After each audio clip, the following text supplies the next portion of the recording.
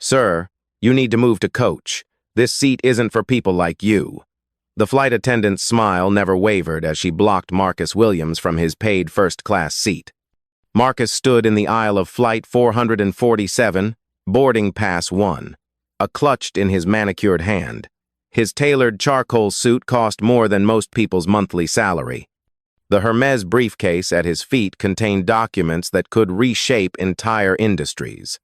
Yet Jessica, the blonde flight attendant, treated him like a criminal. "There must be some mistake with your ticket," she said, loud enough for nearby passengers to hear. Several nodded approvingly. One elderly woman whispered, "Finally, someone's checking." Marcus checked his Patek Philippe watch. Then his phone buzzed with an urgent message. These black stories happen daily in corporate America. Real-life stories that become touching stories of quiet revolution. Life stories that change everything. Marcus smiled slightly. "Interesting timing," he murmured. "Have you ever been judged by your appearance before anyone discovered your true power?" What Marcus did next grounded an entire airline. 2:47 p.m., 13 minutes to departure. Marcus Williams had flown first class 847 times in the past 5 years. He knew every protocol, every courtesy, every unwritten rule of premium air travel. What he'd never experienced was being questioned about his right to occupy a seat he'd legally purchased. Jessica's supervisor appeared within seconds, as if summoned by some invisible signal. Mark Thompson, a thin man with prematurely gray hair, approached with the confident stride of someone accustomed to handling situations. "What seems to be the problem here?" Mark asked, not bothering to make eye contact with Marcus. "This gentleman claims he belongs in 1A, Jessica explained, her voice carrying just enough volume to ensure the surrounding passengers could follow the drama. "But you know how these mix-ups happen." Mark nodded knowingly. He'd seen this before, or so his expression suggested. Without asking for identification, without examining the boarding pass still in Marcus's hand, he made his assessment. "Sir, I'm going to need you to step aside so we can resolve this ticket issue," Mark said, crossing his arms across his chest. The gesture was deliberate, creating a physical barrier between Marcus and his assigned seat. Behind them, the cabin filled with murmurs of approval. A middle-aged businessman in 2B looked up from his Wall Street Journal. "About time someone actually checked," he muttered to his wife, who nodded vigorously. In seat 3A, Sarah Chen had been idly scrolling through Instagram when the commotion began. As a travel blogger with 45,000 followers, she recognized good content when she saw it. She discreetly opened her camera app and began recording. "Flight drama unfolding right now," she whispered to her phone. "This is wild." Marcus remained perfectly still, his briefcase at his feet, his expression unreadable. His phone buzzed constantly text messages, emails, calendar reminders. The digital displays showed meeting notifications from Board of Directors, Legal Team, and Executive Committee. "I have a confirmed seat," Marcus said quietly, his voice steady. "First class, 1A. I'd like to board now." Jessica laughed at a sharp, artificial sound. "Sir, I think there's been some confusion about your ticket class. Coach is perfectly comfortable, and there are still seats available." The gate agent's computer screen displayed Marcus's booking details clearly. "First class, seat 1A, confirmed." But neither Jessica nor Mark bothered to look at their own system. Instead, Mark signaled to airport security with a subtle wave. 2 officers began walking toward the gate, their radios crackling with routine chatter. "You have 2 choices," Mark announced, his voice now carrying the authority of someone who believed he held all the power. "Move voluntarily to your correct seat, or security will escort you there." The digital departure board overhead flickered. "Flight 447, boarding, 10 minutes to departure." Marcus glanced at his watch again. A small smile played at the corners of his mouth, not of amusement, but of calculation. His phone displayed 17 missed calls, all from numbers that would have made Mark's face go pale if he'd bothered to notice. 8 minutes, Marcus said softly, speaking more to himself than to anyone else. Sarah's Instagram live stream was gaining viewers rapidly. The viewer count climbed 89, 156, 203. The comments were flying. "This is discrimination. Good for the flight crew. Sue them." Finally, someone checking fake tickets. The hashtag number Flightgate was already trending in the local area. From his briefcase, a business card had fallen during the commotion. It lay face down on the aircraft floor, its embossed lettering invisible to the growing crowd of onlookers. Marcus made no move to retrieve it. "Sir, our security team is approaching," Jessica said with satisfaction. "Please don't make this more difficult than it needs to be." Marcus pulled out his phone and scrolled to a contact labeled simply "Emergency Protocol." His thumb hovered over the call button. "Before this goes any further," he said, his voice still eerily calm, "I should probably mention something." Mark scoffed. "What's that?" "You have 7 minutes to departure. Once this plane pushes back from the gate, several things become irreversible." Jessica rolled her eyes. "Are you threatening us?" "I'm informing you." Marcus's finger moved toward the call button. "Time has a way of running out faster than people realize."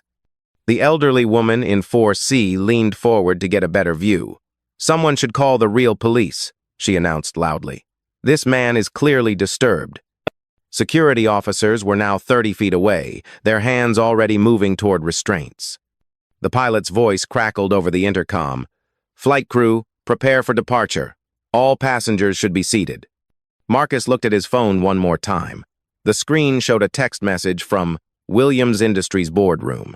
"Standing by for your signal." 6 minutes, he said, almost to himself. Mark stepped closer, his patience clearly exhausted.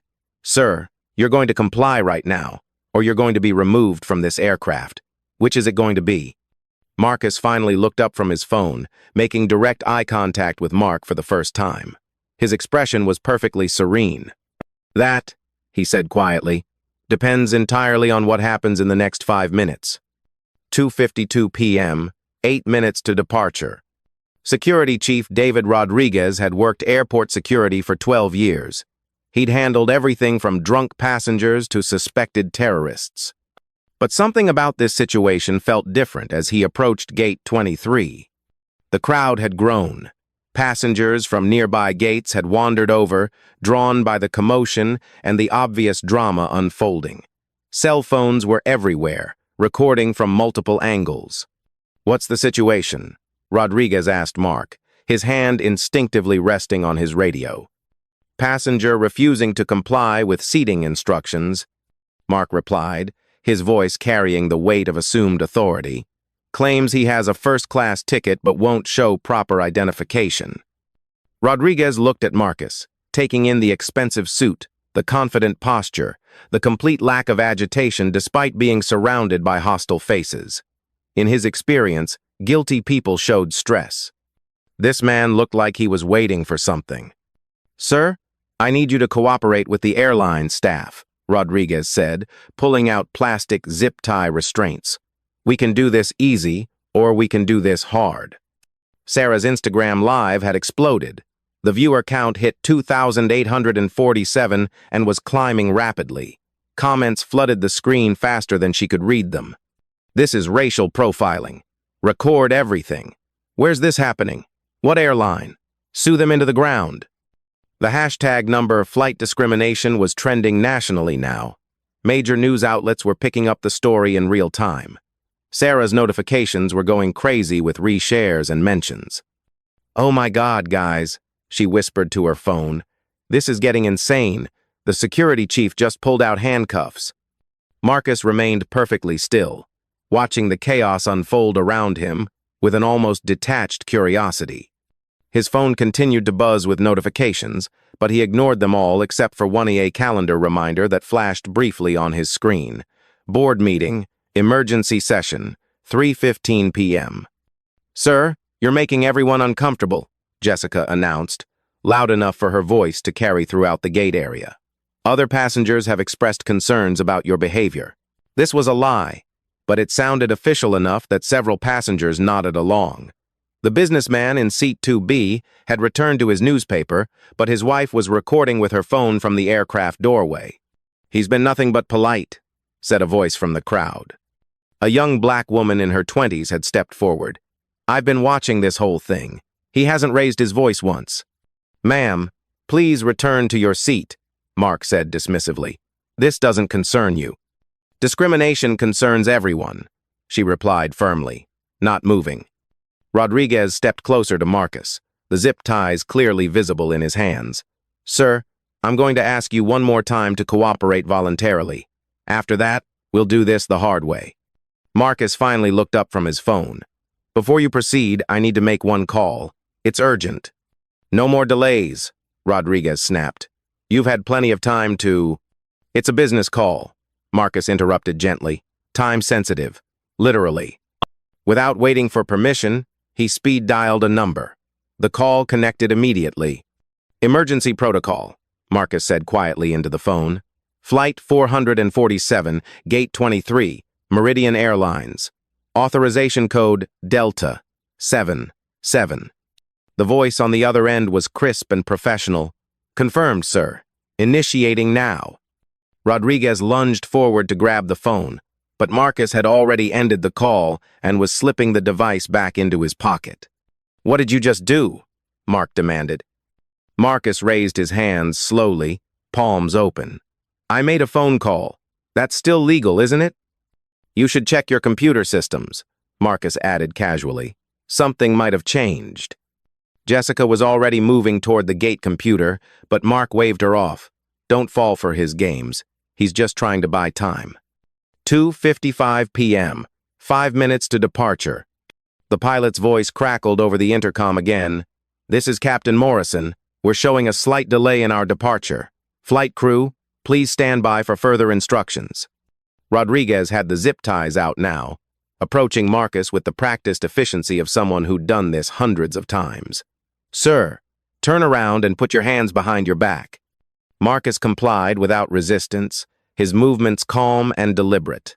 As Rodriguez reached for his wrists, Sarah's live stream viewer count hit 5,000. "This is unbelievable," she whispered to her audience. "They're actually arresting him for sitting in his own seat." The young woman who had spoken up earlier pulled out her own phone and began recording. Others followed suit. The gate area was now a forest of raised phones, all capturing the scene from different angles. "I want everyone to see this," she announced loudly. "This is what discrimination looks like in 2024. Rodriguez paused, suddenly aware of how this might appear to the dozens of cameras trained on him.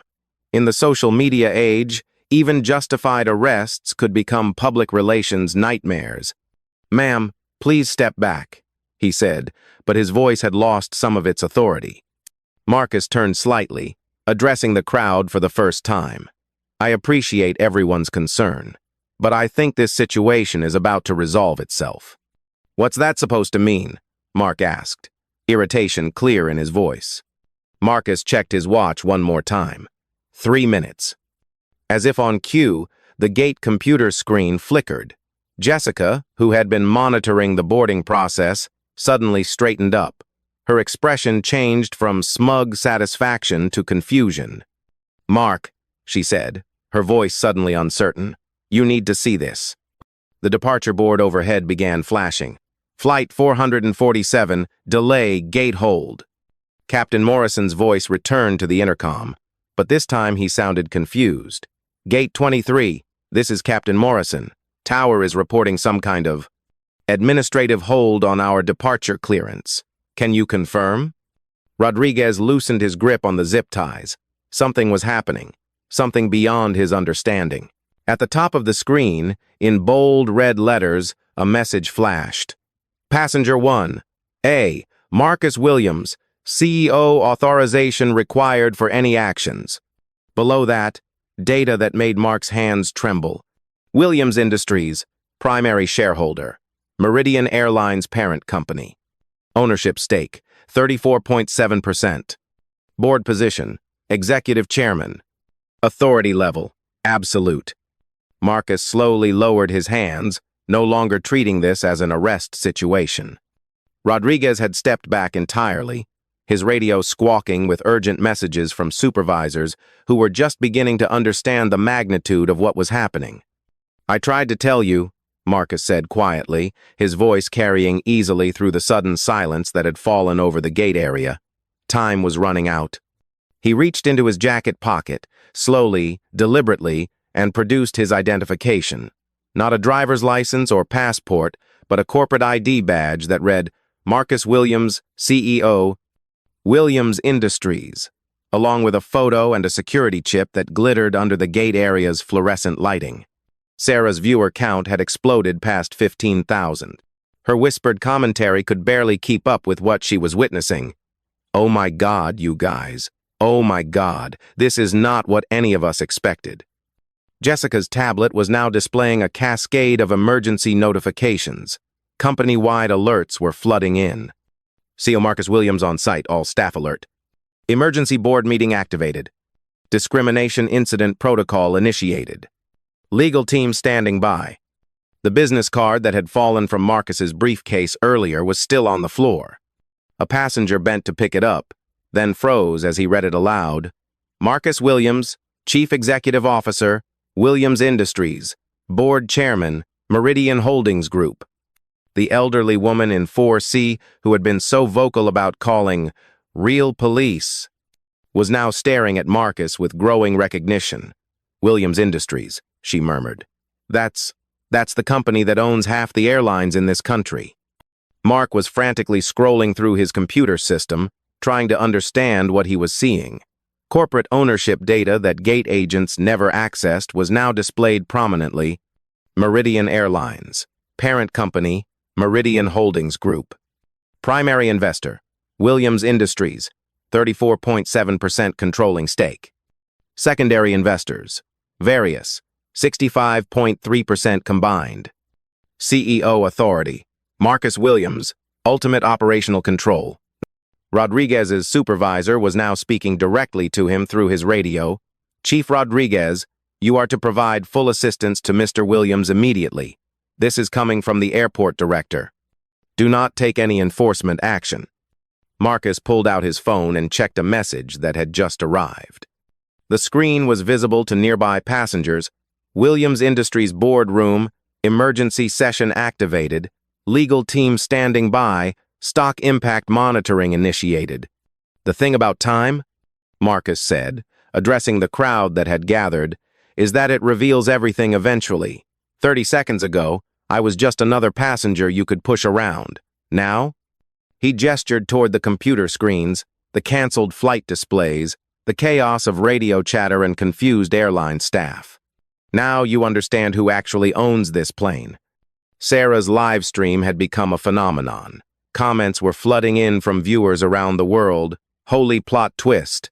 This is better than any movie. Sue them all. I can't believe this is real." The hashtag number CEORRevenge was trending globally now, with major news networks picking up the story. CNN, Fox, and MSNBC were all preparing breaking news segments. Mark finally found his voice, though it came out as a croak.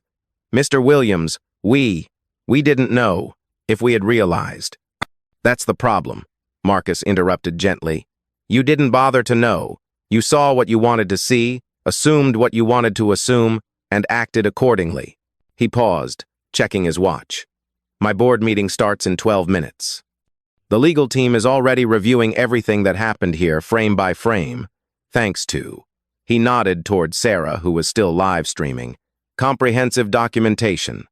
Jessica had gone completely pale. Her tablet was showing her employment record, her performance reviews, and a flashing message.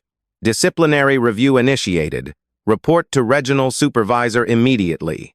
"But here's what you really need to understand," Marcus continued, his voice still eerily calm. "This isn't just my plane. It's not just my airline. The company I built owns substantial stakes in 17 major airlines, 43 airports, and the largest pilot training facility in North America." He pulled up another screen on his phone, showing stock ticker symbols and real-time market data. Meridian Holdings, MRD, down 3.2% in the last hour. Williams Industries, WIL, down 1.8%. Total market cap impact, $847 million. Every minute this incident trends on social media costs shareholders money. Every news report costs jobs. Every lawsuit costs futures. Rodriguez was receiving another radio message. This time, his supervisor's voice was clearly audible. Airport director is requesting immediate meeting with Mr. Williams. Roll out red carpet protocol. This is not a drill. The young woman who had defended Marcus earlier was recording everything on her phone. "This is incredible," she said, loud enough for her own video to pick up. David versus Goliath, except David was Goliath all along. Marcus looked around the gate area, taking in the faces of passengers, airline staff, and security personnel who had treated him like a criminal just minutes before. His expression remained calm, almost compassionate. "There's one more thing you should probably know," he said, his voice carrying easily through the stunned silence. Mark, Jessica, and Rodriguez all leaned forward slightly, dreading what they were about to hear.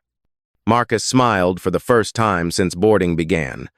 Not a cruel smile, but the patient expression of someone who had been waiting for exactly this moment.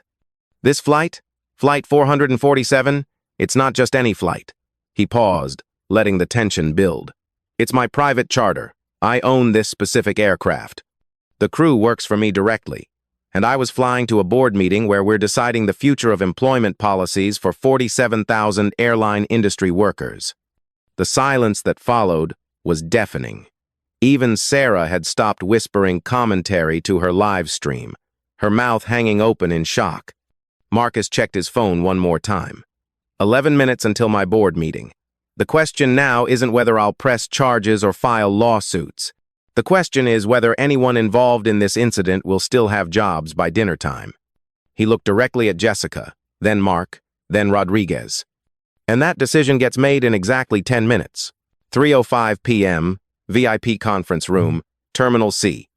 Within 7 minutes, the airport's executive conference room had been transformed into an emergency boardroom. Marcus sat at the head of the polished mahogany table, his laptop open to multiple screens, showing real-time financial data, legal documents, and live stream footage that was still trending globally. Regional Vice President Patricia Hayes had arrived via emergency helicopter from downtown, her usual composure shattered by the magnitude of the crisis. Behind her stood the airline's head of legal affairs, a crisis management specialist, and 3 other executives whose careers were now hanging by threads. Jessica and Mark sat at the opposite end of the table, flanked by union representatives who had been hastily summoned. Security Chief Rodriguez stood near the door, no longer acting as law enforcement but as a potential defendant.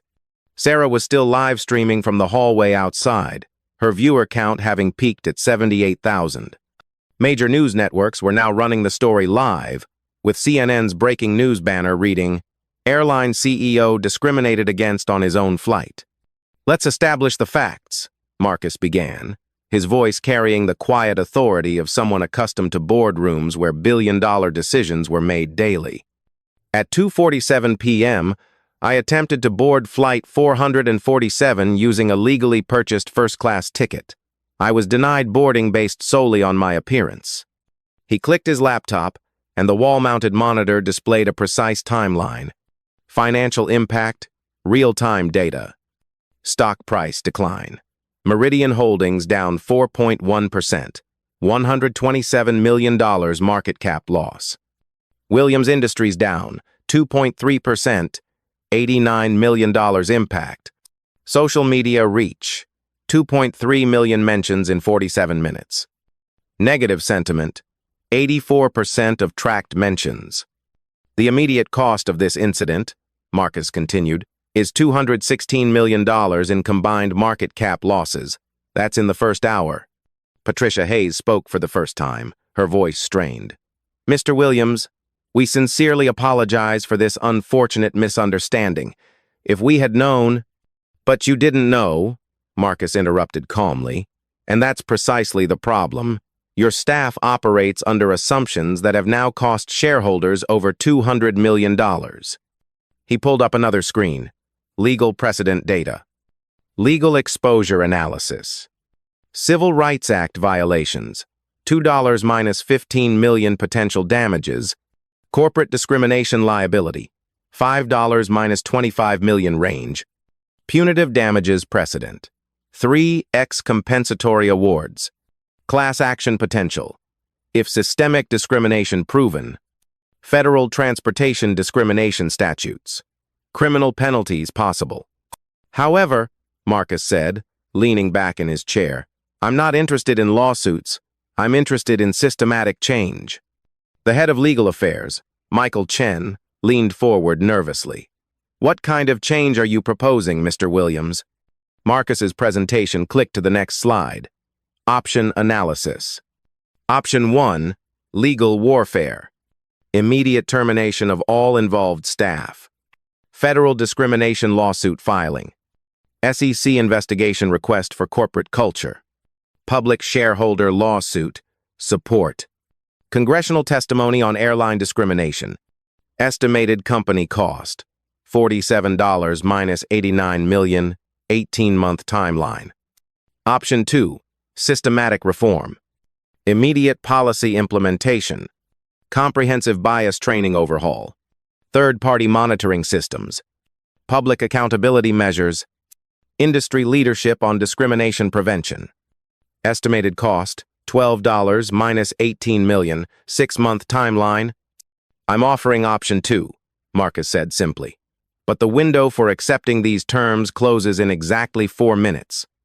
Patricia's hands were visibly shaking as she reviewed the terms Marcus was proposing. Immediate requirements. Termination of Jessica Morrison, flight attendant, effective immediately. Suspension without pay, Mark Thompson, supervisor, 30 days, mandatory bias training.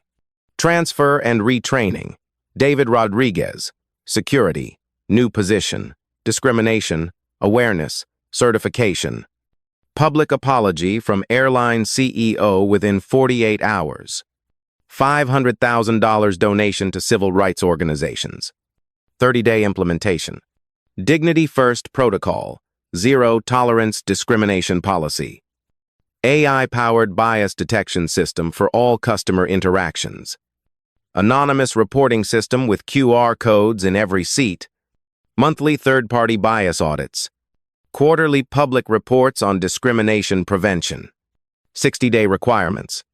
40-hour unconscious bias certification for all customer-facing staff. Cultural competency training modules. Customer dignity protocols. Implementation. Executive diversity and inclusion officer appointment. Marcus nodded acknowledgement but kept his eyes on Patricia Hayes, who was the only person in the room with authority to accept the terms. 30 seconds. Patricia looked up from her phone, where she'd received final authorization from the board. Mr. Williams, Meridian Airlines accepts all your terms. We'll implement every requirement you've outlined.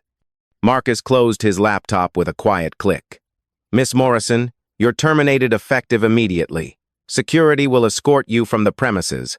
Mr. Thompson, you're suspended for 30 days and will report for bias training Monday morning. Mr. Rodriguez, you'll be transferred to cargo operations and enrolled in sensitivity training. He stood up from his chair, straightening his tie. Miss Hayes, I expect the CEO's public apology by tomorrow at noon. The $500,000 donation should be announced simultaneously.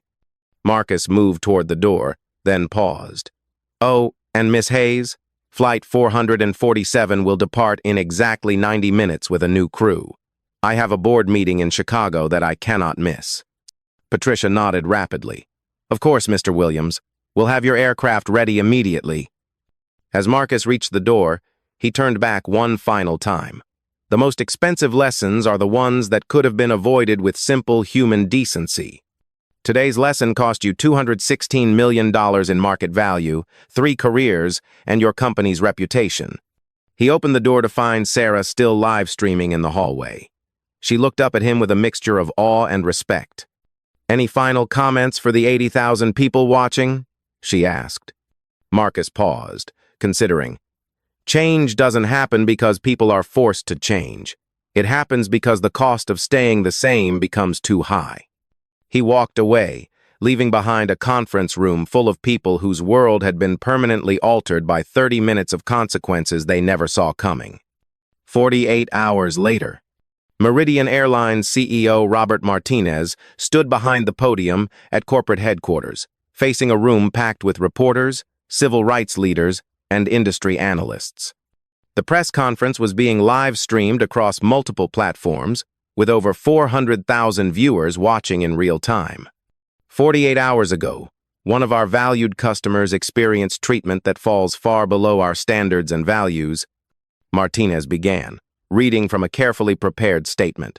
Marcus Williams, CEO of Williams Industries, was subjected to discrimination that has no place in our industry or our society. The apology was comprehensive, specific, and humble, exactly what Marcus's legal team had drafted. But more importantly, it was accompanied by immediate action. Behind Martinez, a large screen displayed the new Dignity First protocol that was already being implemented across all Meridian Airlines operations. Phase 1. Immediate implementation. Completed. Zero-tolerance discrimination policy, active, system-wide. Anonymous reporting QR codes installed in every seat. Real-time bias detection AI monitoring all customer interactions. Emergency escalation procedures for discrimination complaints. Jessica Morrison had been terminated as promised.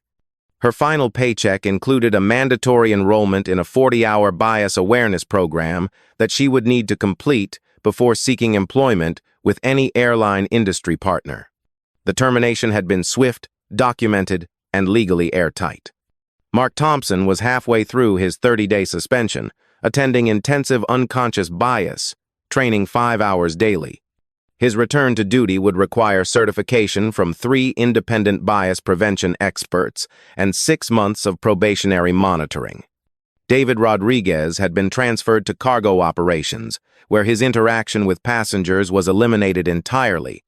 He was enrolled in a comprehensive sensitivity training program and would require annual recertification to maintain any customer-facing role in the future. Dr. Angela Foster, the newly appointed Executive Director of Inclusion and Bias Prevention, presented the initial results to the press conference. Her hiring had been one of Marcus's non-negotiable requirements, to a senior executive position dedicated entirely to preventing discrimination incidents. In 30 days, we've processed 1,247 employee training sessions, Dr. Foster announced. Our AI monitoring system has flagged and corrected 89 potential bias incidents before they escalated.